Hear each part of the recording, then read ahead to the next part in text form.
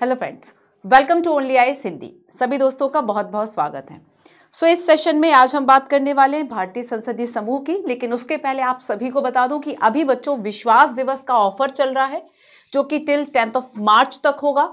जो भी बच्चे यूपीएससी की प्रिपरेशन करना चाहते हैं, चाहे वह संकल्प बैच, प्रहार बैच या प्रारंभ बैच ज्वाइन करना चाहते हो, अभी आप एप्लीकेशन पर जाकर हमारे डिस्काउंट में इसको अवेल कर सकते हैं। जैसे कि प्रारंभ बैच, जैसा कि आप सभी जानते हैं कि 3 ईयर का हमारा प्रोग्राम है। जो भी कॉलेज गोइंग स्टूडेंट्स हैं उनकी प्रिपरेशन के लिए है बेसिकली। 26 को टारगेट करता हुआ ये बैच है हमारा, जो कि बाइलिंगुअल इंग्लिश मीडियम में है बेसिकली ये, और अभी ये केवल 30,000 में है। तो साथ ही प्रहार बैच 2.0 देख लीजिएगा। आप जो भी बैचेस अभी परचेस करने टिल 10 मार्च तक आपको सभी के पास एक स्पेशल डिस्काउंट ऑफर है, आपको फाइनेंशियली काफी हेल्प करेगा।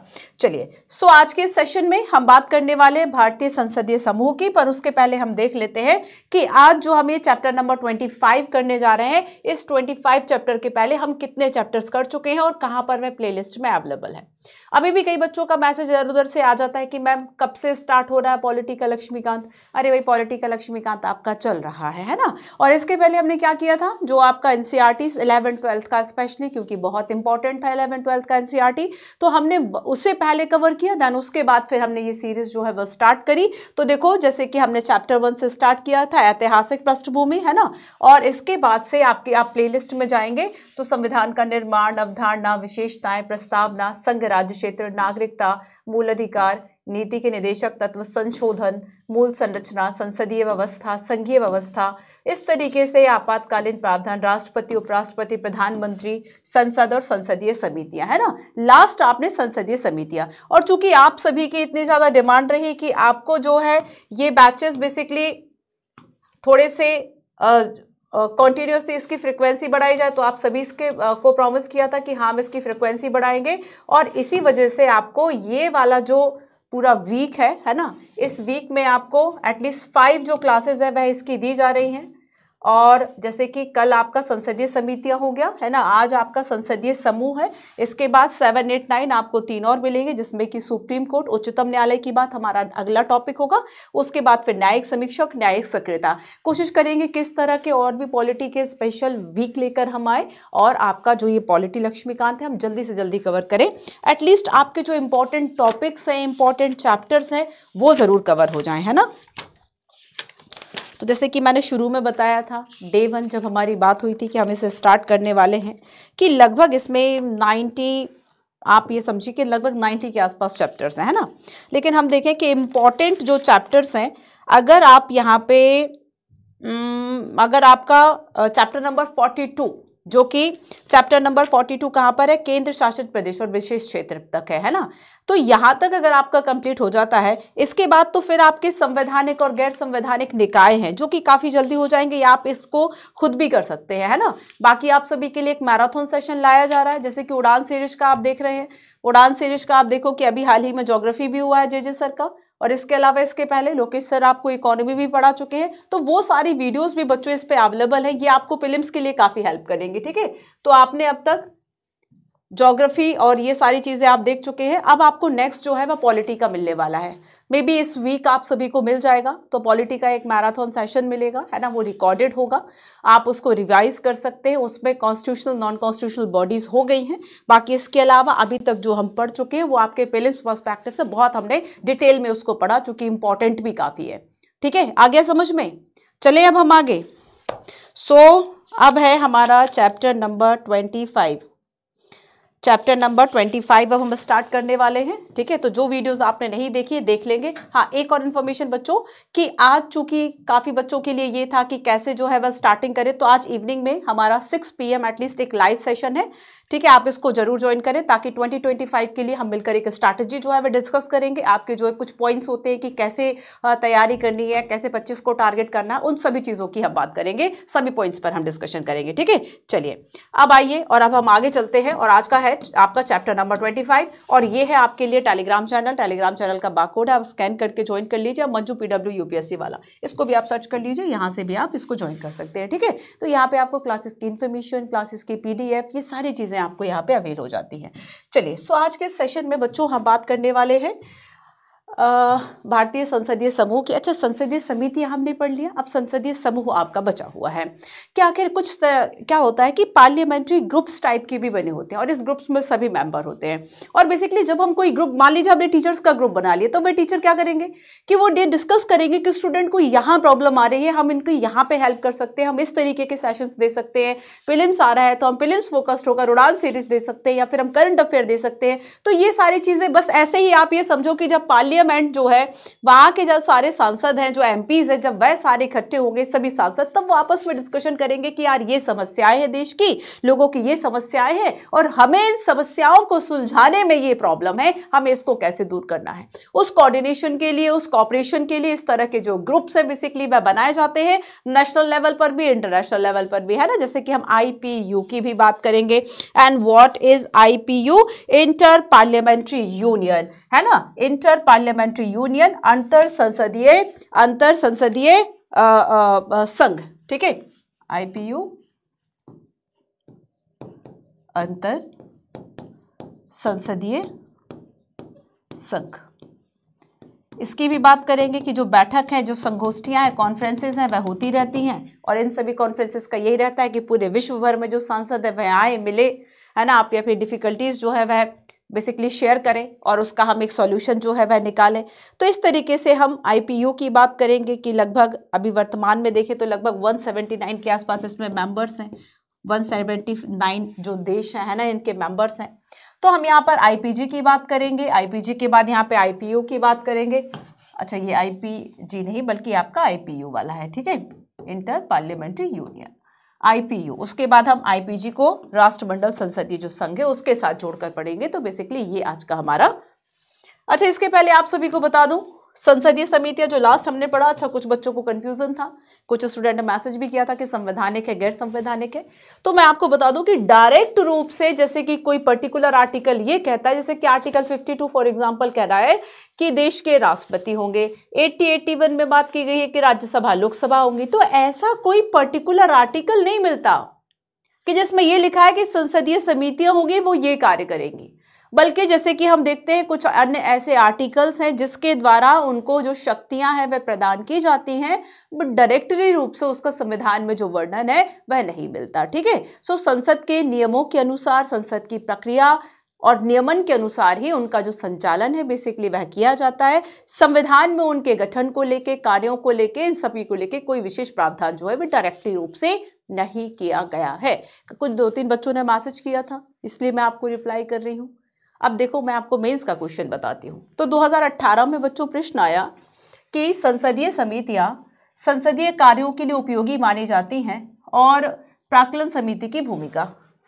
चैप्टर से आप मेंस का आंसर लिख लोगे। अब इसमें बहुत ऐसा नहीं है कि कई जगह से जोड़ते हुए आएगा, इसमें सीधा आपसे पूछा। सो डेफिनेटली संसदीय समितियां संसदीय कार्यों के लिए उपयोगी होती हैं, तभी हम इसको मिनी पार्लियामेंट कहते हैं। तभी हम इसको क्या कहते हैं? मिनी पार्लियामेंट कहते हैं। और काफ़ी सारे, एक से ज़्यादा, मतलब जो सभी दलों की बात करें, पार्टीज़ की बात करें, उन सभी के मेंबर्स भी इसमें शामिल होते हैं, तो प्रतिनिधित्व भी हो जाता है। इसके अलावा संसदीय कार्यों की मदद, मतलब संसद की मदद ऐसे करते हैं कि संसद के पास जो समय है वह सीमित होता है। संसद के पास समय जो है वह कितना है? लिमिटेड है। और अगर बच्चों टाइम पीरियड, अगर टाइम आपके पास लिमिटेड है, तब ऐसे में क्या होगा कि आप अगर कानून कोई बनाना है, कोई लॉ मेकिंग करना है, तो वो जो लॉ मेकिंग है आप उसकी गहराई तक नहीं जाके कर पाओगे। ये जो लॉ मेकिंग वाला काम है अब आप कैसे करोगे? इसके लिए तो विशेषज्ञता की आवश्यकता है। इसके लिए सामान्य नॉलेज नहीं बल्कि विशेषज्ञता की जरूरत पड़ेगी कि ये लॉ है, इसको इफेक्ट करेगा, क्या क्या सारी चीजें हैं। तो अब इसी कार्य के लिए हम क्या कर देते हैं? संसदीय समितियां बनाते हैं। संसदीय समितियां मतलब पैनल ऑफ एमपीज। संसदीय समितियां मतलब पैनल ऑफ एमपीज, ठीक है। और ऐसा ही एक पैनल है, दैट मींस प्राक्कलन समिति, एस्टीमेट कमेटी। एस्टीमेट कमेटी, प्राक्कलन समिति, इसका मेन काम क्या होगा? इसका मेन काम होगा कि बजट में जो भी अनुमान दिए गए हैं, ठीक है, बजट में जो भी अनुमान दिए गए हैं, प्राक्कलन दैट मीन्स अनुमान होता है, तो बजट के उन अनुमानों को देखना। इसके अलावा जो पर्टिकुलर पॉलिसी है, इस पॉलिसी में कहाँ पे कार्यकुशलता हम अपना सकते हैं, ठीक है, कहाँ पर हम इसमें सुधार कर सकते हैं, इस चीज़ को देखना। कार्यकुशलता व सुधार को लेकर करना, कोशिश करना। तो ये सारे जो काम है वे प्राक्कलन की भूमिका है। आया समझ में? कब पहली बार गठन किया गया था? 1921 के आसपास इसकी स्थापना की बात की गई थी। पहली बार जो है वह जॉन मथाई ने सिफारिश करी थी, लेकिन गठन स्वतंत्रता के बाद देखे तो 1950 में पहली बार हुआ था। हाँ, और एक बात और कि अगर प्राक्कलन समिति की बात कर रहे हो तो डेफिनेटली आपको थोड़ा सा तो बताओगे कि प्राक्कलन समिति में अगर 30 मेंबर्स होते हैं तो ये केवल और केवल लोकसभा के होते हैं। आया समझ में? जल्दी से बताओ, कमेंट करके जरूर बताना। आप जब कमेंट करते हो उससे ही हमें पता चलता है कि आपको सीरीज अच्छी लग रही है, या आपके कमेंट से ही हमने ये जो सीरीज है उसकी जो नंबर ऑफ वीडियोस हैं हमने उसको थोड़ा सा फ्रिक्वेंट किया है। आगे भी अगर आप किस तरह से मैसेज और चीज़ें मिलती रहेंगी डेफिनेटली हम आपको वीडियोस थोड़ा सा फास्ट देते रहेंगे, ठीक है। तो देखो 30 सदस्य होते हैं और ये कैसे होंगे? केवल और केवल लोकसभा के सदस्य होंगे, राज्यसभा का इसमें कोई सदस्य नहीं होगा। अब केवल लोकसभा के सदस्य होंगे तो अध्यक्ष कौन सा राज्यसभा के किसी सदस्य को बना देंगे, है ना। तो ये बात भी आपको याद रखना है। तो यहाँ पर हमने देखा कि अगर हम अध्यक्ष की बात करेंगे तो अध्यक्ष कौन होगा? लोकसभा के सदस्यों में से ही जो अध्यक्ष है। तो सामान्यतः जो सत्ताधारी दल है सो उस सत्ताधारी दल का ही इसमें अध्यक्ष होगा, ठीक है। तो बजट में अनुमान की जांच करना और कोई भी जो राशि है उसका प्रावधान प्राक्कलन समिति की सिफारिश के आधार पर ही किया जाता है। अच्छा, मैं आपसे एक बात और कहूं कि क्या सार्वजनिक उपक्रम समिति की बात, सार्वजनिक उपक्रम समितियों का प्राक्कलन का अनुमान ये लगाएगा? प्राक्कलन या अनुमान का आकलन ये करेगा? नहीं करेगा, उसके लिए अलग से संसदीय समिति बनी हुई है ना। तो ये एस्टीमेट कमेटी है, ठीक है। आगे समझ में? तो जो आपने पढ़ा उससे मेंस का क्वेश्चन आ रहा है? बिल्कुल आ रहा है। चलो आप 2019 का प्रश्न देखते हैं। 2019 में क्या क्वेश्चन आया था? राष्ट्रीय विधि निर्माता के रूप में अकेले, ये क्वेश्चन लिख लो इस क्वेश्चन को, अगर नोट्स बनाओगे लिख लो बच्चों, है ना।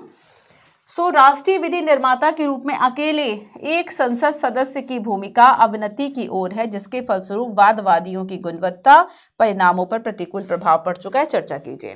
तो अब देखो, हमने जाना था कि जो हमारी पार्लियामेंट है, जो संसद है, सर्वोच्च विधायी अंग है, नीतियां बनाने के लिए टॉप पे वही है, टॉप अथॉरिटी है हमारे यहाँ। लेकिन कैसे जो सांसद हैं, जो एमपीज हैं, उनकी भूमिका कम हो रही है, आप उसके कई कारण लिख सकते हैं। चाहे आप भ्रष्टाचार लिखो, या उनकी उदासीनता लिखो, या उनके पास समय का अभाव लिखो, या उनके पास विशेषज्ञता का अभाव लिखो, है ना। या फिर ऐसे लोग जा रहे हैं जिन्हें लोग करने से कोई मतलब नहीं है। कहते हैं संसद में या फिर राजनीति में आने के 2 नियम हैं। एक तो किसी भी तरीके से राजनीति में आ जाना, और ये जो कोई भी तरीका है ना वो ज्यादातर गलत तरीका ही होता है, या तो धन या तो बाहुबल, है ना, या तो धन या तो बाहुबल। इसलिए आप देखते हैं कि राजनीति में अपराधियों की साठगांठ भी होती है, और इसलिए द्वितीय प्रशासनिक सुधार आयोग अपनी रिपोर्ट में कुछ सिफारिशें भी करता है कि कैसे जो राजनीति और अपराधी हैं उनके बीच की साठगांठ को तोड़ा जाए।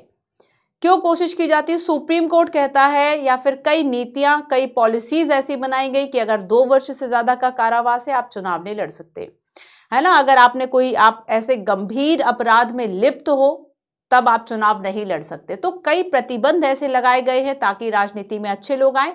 लेकिन संविधान कितना भी अच्छा हो, किसी भी देश का संविधान इस बात को तय बिल्कुल भी नहीं करता है कि सत्ता में अच्छे लोग आएंगे, है ना।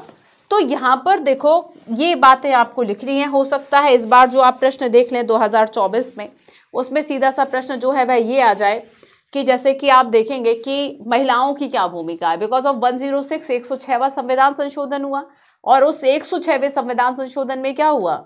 महिलाओं को 33% जो सीटें हैं वह आरक्षित कर दी गई लोकसभा और राज्यों की विधानसभाओं में। हालांकि वो खैर बाद में, अभी आपको पता है जब अगला परिसीमन होगा, डेलिमिटेशन होगा, उसके बाद आएगा, लेकिन अभी उसमें समय है। लेकिन फिर भी प्रश्न तो आ गया ना प्रश्न। यूपीएससी हमेशा थोड़ा सा टाइम से एडवांस होती है। अभी जिस चीज की चर्चा ही हुई होगी वो बहुत विख्यात नहीं है, वो बहुत ज्यादा प्रसिद्ध नहीं है, उसका प्रश्न पूछ लिया। हर बार जब किसी चीज को लेकर पॉलिसी आई है, जब से उसकी सुगबुगाहट शुरू हुई थी, 5 साल पहले यूपीएससी प्रश्न पूछ चुका था। आज आर्टिफिशियल इंटेलिजेंस का हम इतना ज्यादा देख रहे हैं, यूपीएससी 4-5 साल पहले क्वेश्चन पूछ चुका था। हमेशा यूपीएससी क्या करता है, वह ढूंढता है कि आखिर ऐसा कोई स्टूडेंट है क्या जिसके अंदर ये जिज्ञासा हो कि अरे ये तो तकनीक अभी आई है और वह ये जल्दी से सोच ले कि इसका प्रभाव क्या पड़ेगा। तो थोड़ा सा आपको टाइम के साथ आगे बढ़ना है। अब ये नहीं है कि 26 सवाल 27 वाले जो बच्चे हैं वो जाकर उस आंसर को लिखेंगे। यूपीएससी हाल फिलहाल में इस तरह का जो प्रश्न है, प्रीलिम्स में भी आप देखेंगे किस तरह का क्वेश्चन आएगा। ठीक है, तो देखो करंट अफेयर तो बहुत ही इंपॉर्टेंट है। चलो खैर, अब हम आते हैं भारतीय संसदीय समूह पर। सो भारतीय संसदीय जो समूह है,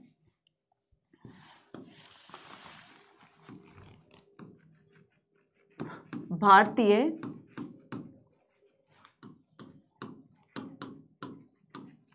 संसदीय समूह, भारतीय संसदीय समूह के महत्व से ये जो चैप्टर है वह स्टार्ट किया गया है, यानी आईपीजी है ना, इंडियन पार्लियामेंट्री ग्रुप, आईपीजी। और इसमें दो विद्वानों के नाम लिखे हुए हैं और ये कहते हैं, एक तो है एम.एन. कॉल और दूसरे है एस.एल. शक्धर। इन्होंने कहा, व्याख्या की संसदीय समूह की, कहा कि विभिन्न सांसदों के बीच में संबंधों की स्थापना और विकास राष्ट्रीय सांसदों की नियमित गतिविधियों का एक अंग है। तो जो सांसदों के बीच में जो संबंध, एक रिलेशन है बेसिकली, वह बने रहे, है ना, और उनके बीच में उनका विकास होता रहे, एक नियमित गतिविधियों का अंग है। लेकिन जो अंतर संसदीय संबंधों को बढ़ावा देना संसदों के कार्य का महत्वपूर्ण हिस्सा है। और हाल ही में इसमें एक बढ़ोतरी देखने को मिली है, जिसका कारण है एक वैश्विक वातावरण में। अच्छा देखो, आज के वैश्विक वातावरण में आप देखेंगे कि चाहे हम पार्लियामेंट की बात करें, केवल इकोनॉमी थोड़ी जुड़ गई है ग्लोबलाइजेशन से। उस ग्लोबलाइजेशन के अलावा हमारी जो पॉलिटिक्स है, कहीं ना कहीं हम एक दूसरे राष्ट्र की जो नीतियां, पूरे विश्व की ये परस्परता निर्भरता हो गई है, डिपेंडेंसी हो गई है एक दूसरे पे। आपको ये नहीं कह सकता कि वो बहुत आत्मनिर्भर रहेगा तो वह कुछ चीजों से वंचित रह जाएगा। तो यहां पर क्या है कि संसदीय समूहों में अगर हम देखेंगे कि आज ज्यादा विकास क्यों हो गया है, उसके पीछे कारण यही है कि अब विश्व के लेवल पे परस्पर जो निर्भरता है वो बढ़ चुकी है ना, निर्भरता बढ़ चुकी है एक दूसरे की। चाहे हम नीतियों की बात करें या फिर बाकी सहयोग समन्वय की बात करें, वो सब बढ़ चुका है, केवल व्यापार तक चीजें नहीं है। सो राष्ट्रों की परस्पर निर्भरता, तो वैश्विक वातावरण में अगर ये है कि जो सांसदों के बीच के संबंध हैं अगर वह बढ़ रहे हैं, या फिर अगर इंडिया की पार्लियामेंट और बाकी देशों की जो पार्लियामेंट है या पार्लियामेंट के मेंबर, आप देखेंगे कि आईपीओ की बैठक होती रहती है ना।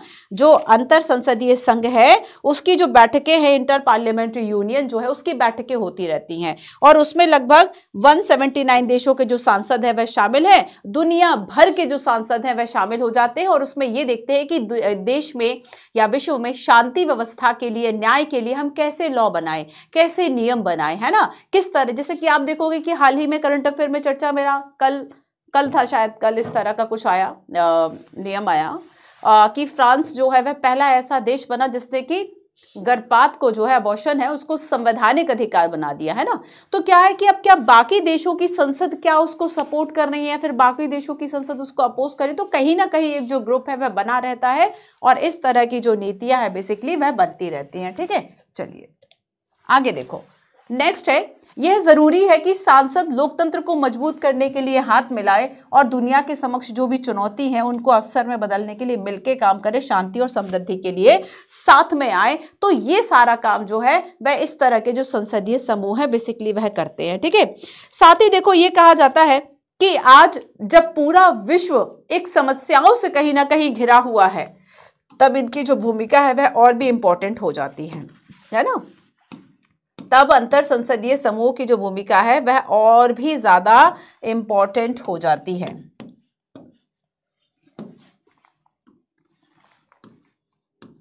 आधुनिक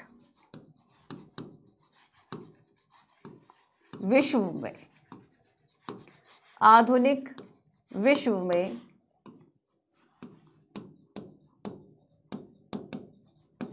जो समस्याएं हैं, है ना, इन समस्याओं के समाधान के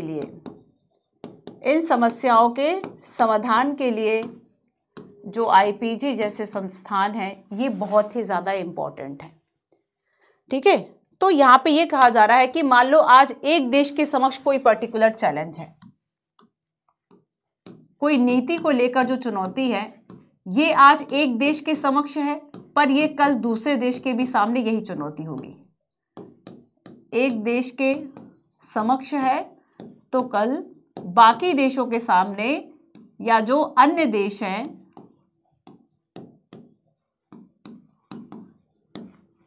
अन्य देशों के सामने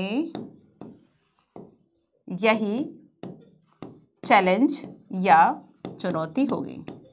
तो कहीं ना कहीं इस प्रॉब्लम, जैसे कि मान लो अब यूपीएससी का जो एक स्टूडेंट है, तो जो प्रॉब्लम है कि यूपीएससी एस्पिरेंट को रही, स्टूडेंट को रही, वो समझ सकता है ना कि दूसरे के सामने ये चैलेंज होगा, या हो सकता है वो चैलेंज उसने अभी फेस किया, दूसरा वाला थोड़े समय भी टाइम करे। तो यहाँ पर क्या है कि ये तो एक प्रोसेस है कि अगर लॉ एंड ऑर्डर की समस्या आज इस देश में है, अगर लॉ एंड ऑर्डर की समस्या अगर इस देश में है, आप देखो कि कोई ऐसा नियम, कोई ऐसा लॉ आता है, कोई ऐसा ह्यूमन राइट है, तो सभी सदस्य देश जो है या फिर सभी देशों की पार्लियामेंट उसको लेके कुछ कुछ जो प्रावधान है वह कर देते हैं। जैसे कि आज हमने बात की कि फ्रांस ने अगर अबॉर्शन को कॉन्स्टिट्यूशन राइट में शामिल किया, तो मे बी ये पॉसिबल है कि बाकी देशों की संसदों में भी इसको लेके कुछ प्रावधान आए। जैसे कि आप देखेंगे कि जब समलैंगिक विवाह की बात चल रही थी, तब कई देशों की संसदों ने एक साथ इस मुद्दे को उठाया था। तो ये सारी चीजें क्या है कि आज एक जो चैलेंज किसी एक देश के सामने है, वही चैलेंज दूसरे देशों के सामने भी होगा। तो बेसिकली क्या है, आवश्यकता क्या हो गई कि विभिन्न संसदों की जो कड़ी है बेसिकली वह बना दी जाए। तो इसके लिए क्या आवश्यकता हो गई, अगर संसदें आपस में जुड़ी हुई हैं, संसदों की कड़ी बना दी जाए, और इस कड़ी से क्या होगा, विचार विमर्श करना, समस्याओं का हल निकालना, ये सारी चीजें काफी आसान हो जाएंगी। ठीक है, तो ये क्या करते हैं, आप देखेंगे कि भारत का कोई प्रतिनिधि जो सदस्य संसद का प्रतिनिधि मंडल है वह दूसरे देश में गया। जैसे कि देखो, आप देखते हैं कि प्रधानमंत्री कहीं गए और साइन करके आ गए, आपको केवल यहाँ पे एक प्रोसेस दिखाई दे रही है, एक समझौता दिखाई दे रहा है, लेकिन आपको ये नहीं पता कि इस तरह के जो संसदीय समूह है और भी जो कई ग्रुप्स हैं, वो 2-2 महीने पहले वहां पे बैठते हैं, जानते हैं कि हम कौन सी नीति किस देश के साथ बना रहे, ये हमारे किन किन एरियाज को इफेक्ट करेगी, कैसे इफेक्ट करेगी। प्रधानमंत्री तो गए क्योंकि जो सरकार के प्रमुख है, तो वो तो गए, साइन करके आ गए। हमें उनका वो दौरा दिख गया कि आज फ्रांस के साथ उन्होंने ये दौरा किया, आज रशिया के साथ उन्होंने ये दौरा किया, आज अमेरिका के साथ उन्होंने समझौता किया। तो तिराना के साथ कहा है, तिराना किसकी कैपिटल है, हाल ही में चर्चा में रहा। तो आखिर क्या है कि हमने ये केवल एक न्यूज देखी, हमने केवल एक समझौता देखा जिस पे हस्ताक्षर किए, चूंकि वह सरकार का प्रमुख है, वो जा रहा है हस्ताक्षर करके आ जा रहे हैं। लेकिन इसके पहले भी हमारे इस तरह के प्रतिनिधि मंडल जो है वह कई कई महीने वहां पे रहते हैं, और वो उनके साथ, उन देशों के साथ समन्वय बैठाते हैं, उनके सांसदों के साथ बातचीत करते हैं, बैठकें करते हैं, दस्तावेजों को तैयार करते हैं, पूरा विवरण तैयार करते हैं, उसके बाद जो कोई पर्टिकुलर नीति हम किसी देश के साथ साइन कर रहे होते हैं, है ना।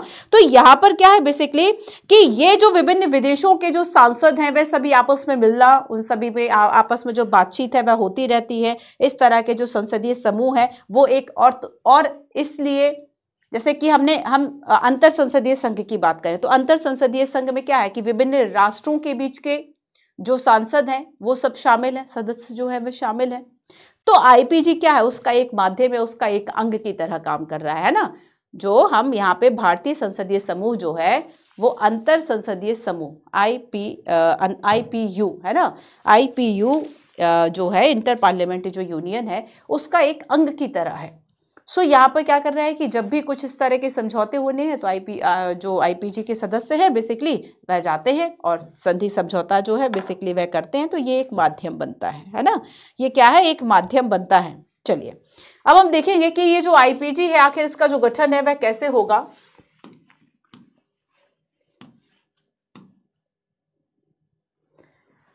जैसे मैं आपको एक रिपोर्ट दिखाती हूँ, global parliamentary report 2022, global parliamentary report 2022, public engagement in the work of parliament. जानते हो ये कहां से है?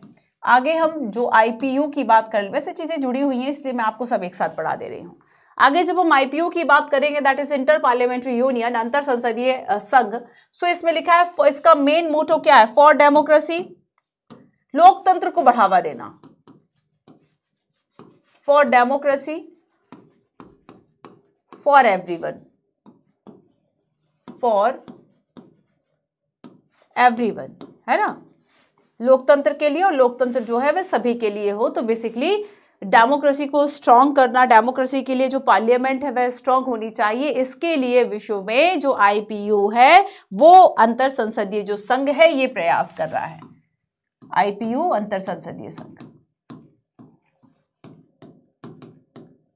अंतर संसदीय संघ है ना। इसका मेन उद्देश्य क्या है? लोकतंत्र को बढ़ावा देना। इसका मेन उद्देश्य क्या है? लोकतंत्र को बढ़ावा देना। विभिन्न सदस्य देश जो भी इसमें शामिल है उन सभी सांसदों, उन सभी सदस्य देशों की सांसद जो हैं उन सभी में ये एक बेसिकली एक मैसेज देना कि डेमोक्रेसी हमारे लिए कितनी इंपॉर्टेंट है। ठीक है, तो ये बेसिकली क्या करेगा? ये एग्जामिन करेगा। ये जो रिपोर्ट हमने देखी ग्लोबल पार्लियामेंट्री रिपोर्ट, ये कौन जारी करता है? एक आपका करंट अफेयर का क्वेश्चन हो गया, कौन जारी करेगा? तो आईपीयू जारी करेगा। एंड जैसे कि हम इस रिपोर्ट की बात करें तो ये जो रिपोर्ट है वह देखता है कि आखिर एग्जामिन करता है public engagement in the work of parliament, लोगों की जो भागीदारी है बेसिकली वह क्या है पार्लियामेंट में। और साथ ही ये रिकॉग्नाइज करेगा कि जो आज हम चैलेंजेस फेस कर रहे हैं विश्व स्तर पर, विश्व की सभी जो संसद है, जो भी विधायी अंग है, जो भी वहां विधि निर्माण का कार्य कर रहे हैं, वो जिस भी तरह के चैलेंजेस को फेस कर रहे हैं उसको एड्रेस किया जाए, है ना। उसको क्या किया जाए? एड्रेस किया जाए। और विश्व को बदलने में जो इस तरह के नियम जरूरी हैं हम उन पे कदम उठा सके, हम उन नियमों को बना सके, तो ये सारी चीजें इसमें शामिल होंगी। चलिए, तो अंतर संसदीय संघ की बात के पहले मैं आपको बताती हूं कि आखिर जो भारतीय संसदीय समूह है, ठीक है, ये क्या करते हैं। तो भारतीय संसदीय समूह को पहले हम पढ़ रहे हैं। इसमें देखो 3 बातें जो है वह कही गई हैं, कंफ्यूज नहीं होना है। जैसे कि मैंने आपको शुरू में बताया कि जो भारतीय संसदीय समूह होंगे, ठीक है, उनको हम आईपीजी कहेंगे। जो मैंने अभी आपको बताया कि रिपोर्ट के संदर्भ में वो आईपीयू है, और एक और होगा जो कि राष्ट्रमंडल संसदीय संघ होगा। चलिए, तो अभी हम सबसे फर्स्ट भारतीय संसदीय समूह की बात कर रहे हैं। इंडियन, आप देखेंगे गवर्नमेंट की साइट है पार्लियामेंट ऑफ इंडिया, गवर्नमेंट की साइट का ही ये बेसिकली फोटो है। सो इंडियन पार्लियामेंट्री, अगर आप ग्रुप की बात करेंगे आपको सीधा दिखाई दे जाएगा, और उस पर आपको अबाउट अस में कुछ इस तरह की बातें जो है वह पढ़ने को मिलेगी कि भारतीय संसदीय समूह जो है वह अंतर संसदीय संघ के राष्ट्रीय समूह और भारत में राष्ट्रमंडल संसदीय समूह की मुख्य शाखा के रूप में काम कर रहा है। तो ये किसकी शाखा के रूप में? एक तो राष्ट्रमंडल संसदीय समूह और अंतर संसदीय संघ, है ना। इन तीनों की बात हम इस चैप्टर में करने वाले हैं। ये बातें हम बाद में करेंगे। अभी केवल ये समझो कि जो संसदीय समूह है वह आईपीयू और सीपीए जो है बेसिकली इसकी एक शाखा के रूप में कार्य करेगा।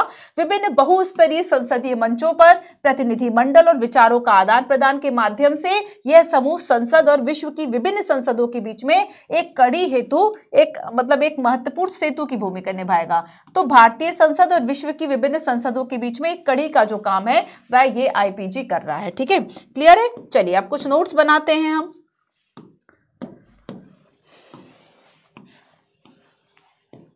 भारतीय संसदीय समूह,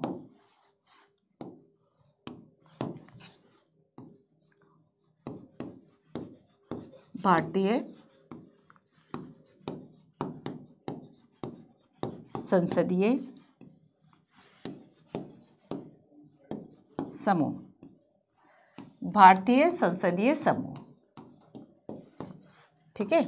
चलो, सो फर्स्ट देखो, सबसे फर्स्ट तो ये जानो इसकी स्थापना जानते हो कब की गई थी? इसकी स्थापना किस आधार पर की गई थी? क्या संविधान में कोई ऐसा प्रावधान है? किस तरीके से, क्या कोई एक्ट पारित किया गया था? संविधान सभा के द्वारा 1949 में बेसिकली इसकी स्थापना की गई थी, और एक स्वायत्त निकाय है, एक क्या है, एक ऑटोनॉमी है इसको, कुछ मामलों में स्वायत्त निकाय है। सो संविधान सभा के आदेश के द्वारा बेसिकली इसका जो गठन है, संविधान सभा के प्रस्ताव के द्वारा ही इसका जो गठन है वह किया गया था। अब बात आती है कि इसमें मेंबर, इस समूह में सदस्य आखिर कौन कौन शामिल होंगे, कौन कौन जो सदस्य हैं वह इसका हिस्सा होंगे। तो याद रखना कि संसद सदस्यों में शामिल होंगे जो भी सांसद हैं, सभी सांसद,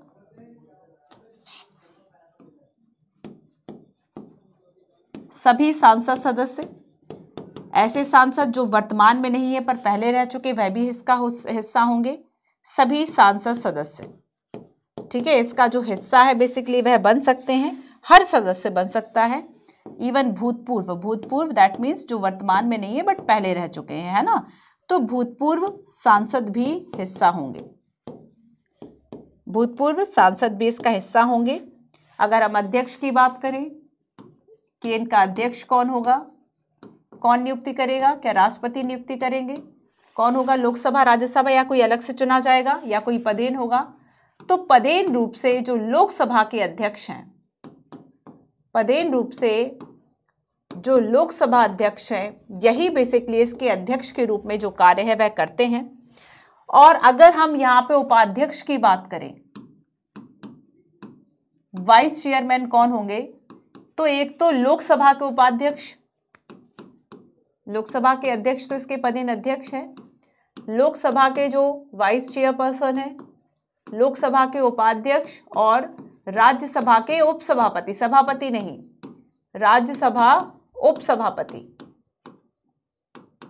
राज्यसभा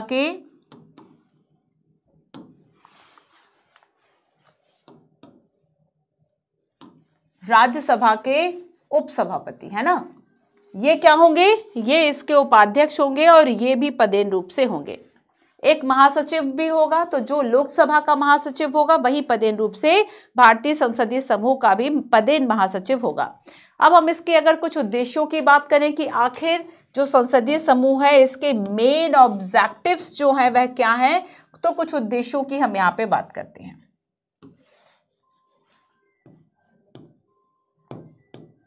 पहला तो उद्देश्य क्या है कि जो सांसद सदस्य हैं उनके बीच में संपर्क बढ़ाना, सांसद सदस्यों के बीच में संपर्क समन्वय को बढ़ाना, है ना, संपर्क को बढ़ाना। दूसरा है इसमें कि जो सार्वजनिक महत्व के मामले हैं उस पर अध्ययन करना, सार्वजनिक महत्व के मामलों पर अध्ययन करना। इसके अलावा जो भी समस्याएं हैं, अब ये समस्याएं कई तरह की हो सकती हैं, ये समस्याएं राजनीतिक भी हो सकती हैं, ये समस्याएं आर्थिक भी हो सकती हैं और ये सामाजिक भी हो सकती हैं। इनका सॉल्यूशन निकालना, सामाजिक, राजनीतिक, आर्थिक, है ना। तो ये जो समस्याएं हैं बेसिकली इनके सॉल्यूशन के लिए प्रयास करना, ये भी इसका लक्ष्य होगा। इसके अलावा अन्य देशों से संपर्क बनाना, और क्या काम होगा, अन्य देशों के साथ, अन्य देशों से संपर्क बनाना। बेसिकली वो किस तरह की स्ट्रैटेजी अपना रहे हैं, वो नियम किस तरीके से बनाते हैं, कई ऐसी मेथड्स होती हैं, हो सकता है कुछ डिफरेंट मेथड्स हों, कुछ हमें सीखने को मिले। तो यही सारे जो काम है इस तरह के जो समूह है वह करते हैं। ठीक है, क्लियर है। तो ये इनके मेन उद्देश्य होंगे। अब देखो ये कार्य क्या करेंगे, तो कार्य के रूप में जैसे कि हमने देखा कि सबसे पहला काम तो इनका ये है कि विदेशों के साथ, है ना, या फिर जो बाकी सांसद हैं, बाकी संसद है, बाकी विश्व के जो भी विधानमंडल है उन सभी के साथ एक संबंध बनाना, ताकि हमें बाकी सारे जो उनकी अच्छी प्रैक्टिसेस हैं उन सभी चीज़ों के बारे में हमें, और ये करेंगे कैसे, इस तरह के मिशन, पत्राचार करेंगे या फिर दस्तावेजों का आदान प्रदान करेंगे, कुछ रिपोर्ट सौंप देना, है ना, कुछ सिफारिशें सौंप देना। तो ये सारी चीज़ें जो हैं ये करते रहते हैं। आगे हम देखेंगे कि चाहे अंतर संसदीय संघ हो या फिर राष्ट्रमंडल संसदीय संघ हो, इसकी मुख्य शाखा के रूप में बेसिकली ये काम करता है। तीसरा है इसमें कि बेसिकली जो संसद सदस्य है, जैसे कि भारत दौरे पर कोई विदेशी राजनायक आया हुआ है, आप देखेंगे ना कुछ ऐसे डेलीगेट्स जो है वे आते रहते हैं, या फिर विदेशी राजनायकों का ही कोई कॉन्फ्रेंस है, तब क्या है, इस तरह के जो कॉन्फ्रेंसेस होते हैं उनमें संबोधन करना, वार्ताओं को आयोजन करना ताकि विचारों का आदान प्रदान हो सके। संसदीय विषयों पर कॉन्फ्रेंस करना, जैसे कि संसद का कोई विषय हो गया, अब मान लीजिए हम संसद के किसी विषय में नीति निर्माण की ही बात करें, या वर्तमान समय में किस तरह से हम डिजिटल संसद की तरफ सब बढ़ रहे हैं, तो हम डिजिटल के ऊपर कोई वार्ता कर लें, डिजिटल संसद के ऊपर हम कोई वार्ता कर लें। जैसे कि ये मुद्दा काफी चला, जैसे कि अब आप देखेंगे कि भारत का जो बजट है पहले जो है वह थैले में आता था, अभी भी आ रहा है, लेकिन अब जो वो टैबलेट है ना, अब जो उसको आप उससे देख रहे हैं। तो अभी क्या डिजिटल बजट आने लगा है, तो जब बाकी देशों की भी संसद इस तरह की जो प्रैक्टिसेस हैं वह फॉलो करते हैं। अब जैसे कि एक सुझाव दिया जाता है, जो मैंने आपको मेंस का एक क्वेश्चन बताया कि क्या वर्तमान में जो सांसद सदस्य हैं उनकी भूमिका डिक्लाइन हो रही है। तो विभिन्न देशों के जब हमने दौरे किए, विभिन्न देशों के जब हमने कार्यशैली को देखा, तो हमने ये पाया कि वहाँ की पार्लियामेंट, अगर हम नंबर ऑफ डेज की बात करें, उनके कुछ कुछ डेज फिक्स हैं कि इतने दिन तो हम बैठ के करेंगे ही करेंगे। भारत में ऐसा कुछ नहीं है। तो भारत की संसद का क्या है, आप देखेंगे कभी हो रही हैं बैठकें, कभी नहीं हो रही हैं। एक एक बैठक पे करोड़ों रुपया खर्च होता है, देश का रुपया है, लोगों का रुपया है, टैक्स का रुपया है, लेकिन जो सांसद सदस्य हैं वह क्या कर रहे हैं, वो प्रॉपर तरीके से किसी नीति पे बात भी नहीं कर पा रहे। चाहे आप उनकी यहाँ पे ये देखो कि वो उतने कार्यकुशल ही नहीं है, ना विधेयक पारित हो रहे हैं ठीक तरीके से, ना नीतियों को जो लागू किया जा रहा है, ना उनके सभी पक्षों पे पहलू किया जा रहा है, ना उनके सभी पक्ष जो है या पहलू उन पे विचार किया जा रहा है। तो संसद की भूमिका अगर डिक्लाइन हो रही है तो इस तरह की चीजें क्या, जैसे कि इसमें एक भूमिका आगे हम जब उच्चतम न्यायालय की बात करेंगे तब न्यायिक सक्रियता की बात करेंगे, दैट इज जुडिशियल एक्टिविज्म, कि जो कार्य नीति बनाने का करना चाहिए था संसद को, वो कार्य अब सुप्रीम कोर्ट कर रही है। सुप्रीम कोर्ट कह रहा है कि भाई ये मामला गलत दिख रहा है, इसकी सीबीआई जांच कराई जाए, उसको सौंप। ये काम तो संसद को, कार्यपालिका का होना चाहिए था, बट ये एग्जीक्यूटिव का काम जुडिशरी कर रही है, तब यहाँ पे प्रॉब्लम हो जाएगी। अब जो इस तरह की प्रॉब्लम्स हैं उसको कैसे निपटा जाए, ये सारे काम जो है वह भारतीय संसदीय समूह के होंगे, है ना। तो यहाँ पर एक बात और याद रखो कि जैसे कि विदेश जाते हैं इस तरह के संसदीय प्रतिनिधिमंडल जो है, कि मान लीजिए 11 लोगों का, 50 लोगों का, जितने भी लोगों का जाना है ना, नंबर ऑफ मेंबर्स जो भी डिसाइड हुए, तो नंबर ऑफ मेंबर्स क्या किया जाता है कि भारतीय संसदीय, भारत का जो संसदों का प्रतिनिधि मंडल है उसको विदेश दौरे पे भेजा जाता है ना। लेकिन ये प्रतिनिधि मंडल में वही सदस्य शामिल होंगे जो कि आईपीजी के सदस्य भी हो चुके हैं। तो कई इस तरीके के प्रावधान भी इसमें किए जाते हैं। अच्छा, एक और बात आप देखेंगे, उत्कृष्ट सांसद पुरस्कार, जैसे कि अगर आपने प्रणब मुखर्जी का नाम सुना, कौन थे ये, क्या हमारे देश के राष्ट्रपति रह चुके हैं। 1997 से 1998 में तीसरा और चौथा एक पुरस्कार दिया गया श्री प्रणब मुखर्जी और श्रेयस जयपाल रेड्डी को। और ये जो पुरस्कार दिया गया इसको कहा जाता है उत्कृष्ट संसद पुरस्कार। उत्कृष्ट संसद पुरस्कार, है ना। ये पुरस्कार दिया जाता है कि जो ठीक तरीके से काम कर रहे हैं, जो सांसद अच्छा काम करते हैं, बेसिकली हर वर्ष ये दिया जाता है। 5 सदस्यों की एक समिति बनाई जाती है और उस समिति का गठन लोकसभा के अध्यक्ष करते हैं और ये पुरस्कारों के लिए नामों को आमंत्रित करते हैं। तो यहाँ पे क्या है कि आईपीजी जो है, आईपीजी के निर्णय अनुसार, भारतीय संसदीय ग्रुप है ना, आईपीजी के निर्णय के अनुसार 1995 में उत्कृष्ट सांसद पुरस्कार का गठन किया गया था। पहला और दूसरा देखेंगे, पहला 95 में दिया गया था श्री चंद्रशेखर को, और सोमनाथ चटर्जी को 96 में दिया गया, ठीक है। उसके अलावा 1999, 2001 और 2 के लिए 5वां, 6वां, 7वां दिया गया। अब जैसे कि मनमोहन सिंह जी को भी मिल चुका है ना, एल.के. आडवाणी को भी मिल चुका है। इसके अलावा आप देखेंगे कि अभी रिसेंटली भी इस तरह के जो नाम हैं, आप बताइए मुझे कि अभी अगर हम देखें कि 21, 22 के लिए या 23 के लिए किसको दिया गया उत्कृष्ट सांसद का पुरस्कार, है ना। तो जो अपने क्षेत्र में अच्छा काम कर रहा है, ऐसे कौन है बताइए ज़रा। तो अब देखो, अब आगे हम एक और ग्रुप की बात करेंगे, छोटा सा है ये तो, that is parliamentary friendship group, संसदीय मैत्री समूह, पार्लियामेंट्री फ्रेंडशिप ग्रुप, है ना, फ्रेंडशिप ग्रुप। अब ये फ्रेंडशिप ग्रुप क्यों होते हैं, पहले आओ मैं एक क्वेश्चन पूछती हूं। भारतीय संसदीय समूह के संबंध में निम्न पर विचार करते हुए असत्य को चुनें। भारतीय संसदीय समूह एक स्वायत्त निकाय है, संविधान सभा के प्रस्ताव के द्वारा इसका गठन किया गया था, ठीक है। हमने इस बात को पढ़ा कि 1949 में किया गया था, फर्स्ट सही है ना। सेकंड की बात करते हैं, यह भारत की संसद और विश्व की संसद के बीच में एक कड़ी के रूप में कार्य करता है, यह स्टेटमेंट भी सही है। तीसरा स्टेटमेंट है कि यह 2 देशों के बीच में राजनीतिक, आर्थिक और सामाजिक संपर्क बनाने का काम करेगा, ये इसका काम नहीं होगा, बल्कि ये फ्रेंडशिप ग्रुप्स जो है वह इस तरह के बनते हैं, संसदीय मैत्री ग्रुप कह दें, संघ कह लें, है ना। तो तो ये बेसिकली संसदीय मैत्री समूह का काम है, जो कि दो देशों के बीच में राजनीतिक आर्थिक संपर्क को जो है वह बनाता है। तो यहाँ पर हम बस इसी संसदीय मैत्री समूह की बात कर रहे हैं। इसका उद्देश्य क्या है? राजनीतिक, सामाजिक, सांस्कृतिक संपर्क बनाना और जो भी संसदीय गतिविधियों से संबंधित मुद्दे हैं उसके बारे में सूचना और जो अनुभव है बेसिकली वह आदान प्रदान करना, ये इसका मेन उद्देश्य है। ठीक है, अच्छा, तो यहाँ पर अगर हम देखेंगे कि अगर हमें अन्य देशों के साथ संबंध जो है, मैत्री संबंध बनाने हैं, उसके लिए इस तरह के जो ग्रुप्स हैं वह बनाए जाते हैं, है ना। इसमें भी संसद के जो मौजूदा सदस्य हैं वह इसमें शामिल होंगे। लोकसभा के जो अध्यक्ष हैं बेसिकली वह नियुक्ति करेंगे।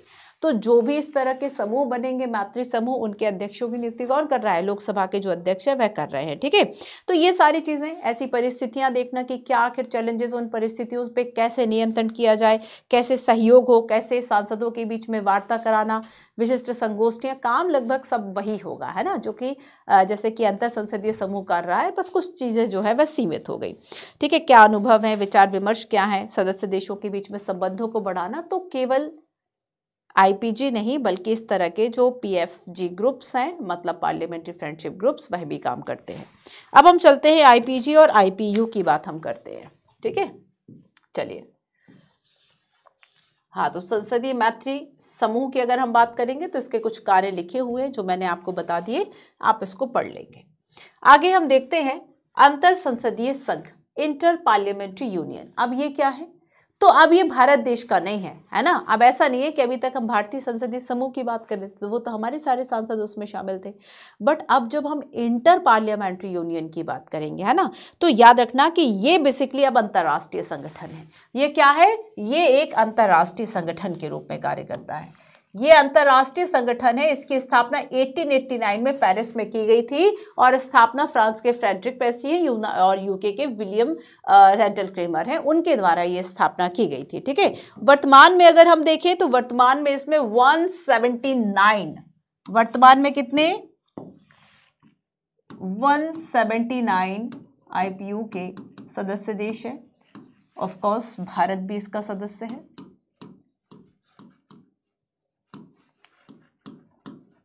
है ना, भारत भी जो है वह इसका आईपीयू का सदस्य है। और इसका मेन उद्देश्य क्या है कि दुनिया भर में जो भी संसदीय संवाद हैं उसको बढ़ावा देना है, लोगों के बीच में शांति, सहयोग को बढ़ावा देना, इसके लिए कार्य करना, लोकतांत्रिक शासन, जवाबदेही और सहयोग को बढ़ाना। तो लोकतंत्र को बढ़ावा देना, विश्व में लोकतंत्र को मजबूत करना, लोकतांत्रिक प्रथाओं को मजबूत करना, लोकतांत्रिक तरीके से शासन पद्धतियां चले, जिम्मेवार सरकार बने, नागरिकों की आवश्यकताओं, नागरिकों के प्रति जिम्मेदार सरकार रहे, अच्छी प्रैक्टिसेस को फॉलो करे, गुड गवर्नेंस को फॉलो करे, उन सभी नीतियों के लिए अंतर संसदीय समूह बना हुआ है। इसका आदर्श वाक्य क्या है? लोकतंत्र के लिए, और लोकतंत्र क्या है? सभी के लिए हो, है ना, फॉर डेमोक्रेसी फॉर एवरीवन, ये इसका मोटो है। हमने देखा कि ग्लोबल पार्लियामेंट्री रिपोर्ट 2022, तो जो भी जैसे कि अभी न्यू रिपोर्ट मान लीजिए आती है, और न्यू रिपोर्ट्स ये कहती है, न्यू रिपोर्ट्स के कुछ डेटा ये कहते हैं कि अगर हम वर्तमान में देखें तो जिस तरीके से जो पूरा विश्व है वह बदल रहा है, उस बदलते हुए विश्व में संसद को भी जरूरी है कि वह अच्छी प्रैक्टिसेस फॉलो करे, है ना। अच्छा, ये बताओ कि जब कभी संस्थाओं को भी तो साथ, जैसे कि आज हम केवल छोटा सा एग्जाम्पल आपको दे, खैर छोटा सा नहीं, काफी बड़ा एग्जाम्पल है, कि जैसे कि अभी वर्तमान में आवश्यकता थी ऑनलाइन एजुकेशन की, है ना, समय के साथ डिजिटल हो जाने की, ऑनलाइन एजुकेशन। तो आप देखेंगे चाहे कॉलेजेस हो, चाहे आपके कुछ कंपटीशन एग्जाम्स हो, सभी तो नहीं, कुछ कंपटीशन एग्जाम्स हो, तो ये कैसे हो गए? ऑनलाइन की तरफ आ गए। तो समय की आवश्यकता थी, समय की आवश्यकता के अनुसार इन्होंने सुधार कर लिया। वैसे ही अगर हम पार्लियामेंट की बात करें कि अभी वर्तमान में डिजिटल संसद की ज़्यादा ज़रूरत थी, है ना। वर्तमान में क्या ज़रूरत है? तो वर्तमान में ज़रूरत है कि आप जो है वह समय के साथ डिजिटल हो जाए। अब आप प्रतिनिधिमंडल ना भेजें, फिजिकली आप प्रतिनिधिमंडल ना भेजें, बल्कि आप क्या कर लें? वेबिनार टाइप के कर लें। आप क्या कर लें? वेबिनार टाइप के कर लें। जैसे सेमिनार तो प्रत्यक्ष रूप से, वेबिनार जो वेब हो जाते हैं, इंटरनेट आधारित हो जाते हैं ना, तो आप इस तरीके से भी जुड़ जाएं। तो जो समय की आवश्यकता है उसके अनुसार चलना, जो पार्लियामेंट है इसके अनुसार, मतलब हर एक संस्था, हर एक, जैसे कि अगर हम स्टूडेंट लेवल पे भी बात करें तो आज स्टूडेंट को किस चीज़ की आवश्यकता ज़्यादा है? कि वह ये जो उसको एक ओशियन दिख जाता है कि अब यूट्यूब पर इतनी ढेरों वीडियोस, इतनी क्लासेस, इतनी चीज़ें अवेलेबल है, किस चीज़ को आप करोगे। थोड़ा सा लिमिट होने की तो जरूरत आपको भी है। तो जैसे जैसे समय की डिमांड होगी वैसे वैसे हमें खुद को बदलना, खुद को रिफॉर्म करना होता है। तो देखो अगर हम देखें तो 6 प्रमुख क्षेत्र हैं जिसमें कि ये वर्क करेगा, जैसे कि प्रतिनिधि लोकतंत्र को बढ़ावा देना, शांति सुरक्षा, सतत विकास, मानवाधिकार, राजनीति में महिलाएं, शिक्षा विज्ञान और संस्कृति। अब राजनीति में महिलाएं, अब देखो अगर मैं इससे मेंस का क्वेश्चन बनाऊं, बहुत अच्छा क्वेश्चन बन सकता है कि क्या वर्तमान में भारत में किया गया जो 106वां संविधान संशोधन है, क्या वह आईपीयू के क्षेत्र में या आईपीयू के द्वारा निर्धारित किया राजनीति में महिलाओं की भूमिकाओं से कितना सतत है, कितना संगत है, मतलब कितना रिलेट करता है। लेकिन आपको वही बात है, बस इन्होंने क्वेश्चन को टफ कर दिया। अब आपने आईपीयू पढ़ा नहीं था, आप सोचोगे कि अरे ये आखिर अंतर संसदीय संघ आईपीयू ये क्या लिखा हुआ है। तो आपको लिखना वही था कि हाँ महिलाओं की भूमिका, चूंकि हमने अंतर्राष्ट्रीय स्तर पर भी माना है कि अगर हमें पार्लियामेंट में सभी का बेसिकली एक प्रतिनिधि, सभी का रिप्रेजेंटेशन चाहिए, तो अगर आधा वर्ग या फिर विश्व में अगर आधी आबादी महिलाओं की है तो इन्हें भी तो बात भी सही है, बात भी सही है ना। यहाँ पे बात जेंडर जस्टिस की छोड़ दी जाए, अगर हर एक कम्युनिटी, मान लीजिए कोई कम्युनिटी 10% है तो वहां पे 10% जो पुरुष है वो अपना अधिकार ले लेगा, लेकिन अगर इस विश्व में 50% भी आबादी अगर महिलाओं की है, क्या वह अपना अधिकार समाज में या जगह पर ले पाई? नहीं ले पाई, है ना, नहीं ले पाई। इवन इतिहास के पन्ने भी खाली है उसके नाम से। कहा जाता है कि अब जो, अच्छा फेमिनाइन की जब हम बात करते हैं तो फेमिनाइन का जो अवधारणा है वह ये कहता है कि चूंकि विश्व में समस्याएं उठाने के लिए पुरुष बैठा हुआ है ना, समस्या, और वो केवल अपनी समस्या उठाना जानता है। अगर महिला नहीं है तो एटिकेट अटेंशन महिलाओं की समस्याओं को नहीं मिल सकता। उसके लिए जरूरी है कि वह क्या करे, उस जगह पर आए जहां से उस प्रॉब्लम्स को वह सॉर्ट कर सकती है। तो महिलाओं की भूमिका होनी चाहिए पार्लियामेंट में या नहीं होनी चाहिए? यूपीएससी ने लास्ट क्वेश्चन पूछा था बच्चों की, हायर जुडिशरी की अगर हम बात करें, हायर जुडिशरी में महिलाओं का प्रतिनिधित्व क्या है। यूपीएससी ने एक सीधी सी लाइन लिखी है, जितना सिलेबस को समझोगे बच्चों उतना ही चीजों को समझ पाओगे।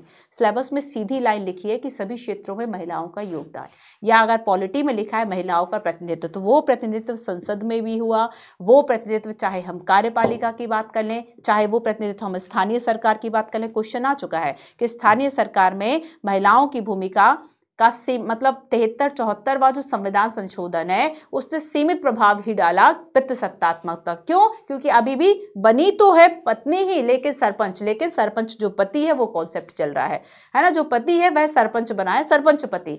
तो पितृसत्तात्मक पर जो है वह एक बहुत ही हम कहेंगे सीमित प्रभाव डाला। क्वेश्चन आया नहीं आया? हायर जुडिशरी को लेके आया गया, पार्लियामेंट बचा है, और इस बार 106वां संविधान संशोधन। तो बताओ कहाँ की संभावना ज्यादा है? मेंस में ये लाइन लिखी हुई है, तो संभावना ज्यादा है कि सांसदों की अगर हम क्षेत्र की बात करें तो राजनीति में महिलाएं कहाँ पे हैं। बस इसी तरीके से मेंस आंसर राइट है आपको करना है। अब देखो यार, इसके अलावा आ जाए कि एक प्रतिनिधि लोकतंत्र को बढ़ावा देने के लिए जो आईपीजी है या फिर आईपीयू है, ये सब क्या काम करेगा? आप बताइए कि किस तरह से बैठ के करेगा, अच्छी प्रैक्टिसेस को फॉलो करेगा, यही सारी चीजें। एक दो अगर इस तरह के आपको कुछ रिपोर्ट्स याद है, कुछ इंडेक्स याद है, ये आपने लिख दिया। वर्तमान समय की आवश्यकता डिजिटल होने की, आपने वो लिख दिया। तो बेसिकली मेंस आंसर राइटिंग जानते हो कब पॉसिबल है? जब आप चीजों को इंटरलिंक कर रहे हो।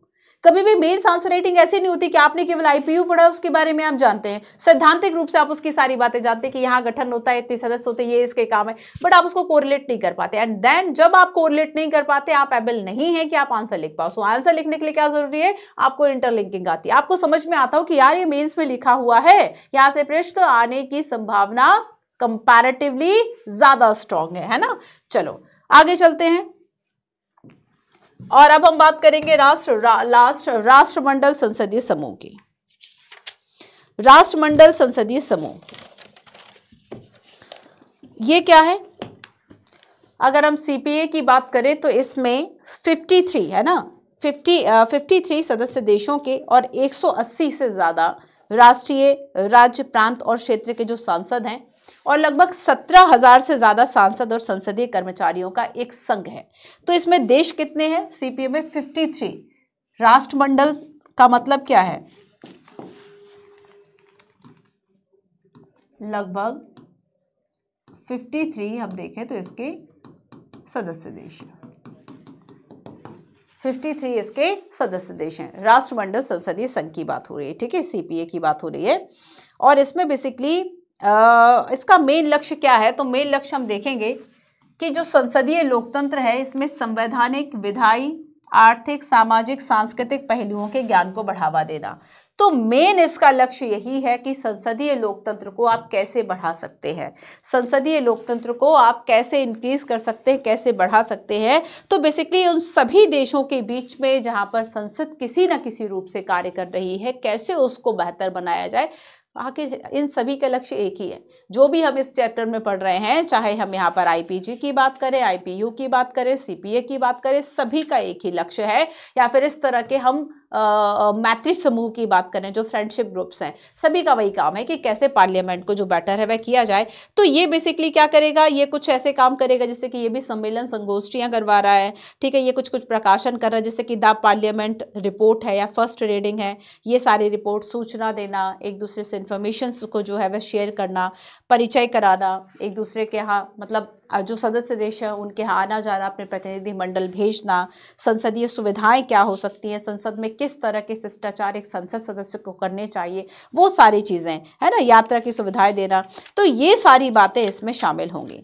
तो हमने आज की क्लास में जाना संसदीय सदस्य, बहुत जो इम्पोर्टेंट था मेंस के हिसाब से वो सारी चीज़ें भी हमने देखी। लास्ट मैंने संसदीय समितियों से आपको क्वेश्चन बताया कैसे आ सकता है ना, संसदीय समूह क्या है। थोड़ा सा अगर आप गवर्नमेंट की वेबसाइट्स को देखेंगे तो आपको ज़्यादा विजन आपका क्लियर होगा। देखो जैसे कि कभी भी आपको, अब नेक्स्ट हमारा सुप्रीम कोर्ट होगा है ना, तो सुप्रीम कोर्ट की एक बार वेबसाइट को आज विजिट करना। आप देखेंगे, आप उसके होम पे जाएंगे तो होम पे आपको बहुत सारी चीज़ें मिल जाएंगी, या तो होम या फिर अबाउट अस में, हाँ ना माफ कीजिए, अबाउट अस में है ना, मतलब अबाउट अस हिंदी में आप यहाँ पे लैंग्वेज पे चेंज करने का ऑप्शन आता है समटाइम्स, आप देखेंगे राइट साइड में, तो आप अबाउट अस देखेंगे तो मेन आ जाएगा कि आखिर ये जो पर्टिकुलर मतलब जो भी वेबसाइट ओपन हो रही है उस वेबसाइट का मेन क्या है, ठीक है, क्या उद्देश्य, कब स्थापना की गई है। तो ऐसे थोड़ा सा देखते रहा करो। मुझे लगता है स्मार्टफोन तो आप सभी के पास है जितने भी। तो एक क्वेश्चन हमने देखा, मैत्री समूह की बात की, अंतर संसदीय संघ, एक ग्लोबल पार्लियामेंट रिपोर्ट की बात की। तो ये थी बच्चों हमारी आज की क्लास, है ना। आई होप कि आप सभी को क्लास समझ आई होगी। सो अब हम मिलते हैं अपनी लाइव क्लास में 6 बजे। Thank you so much.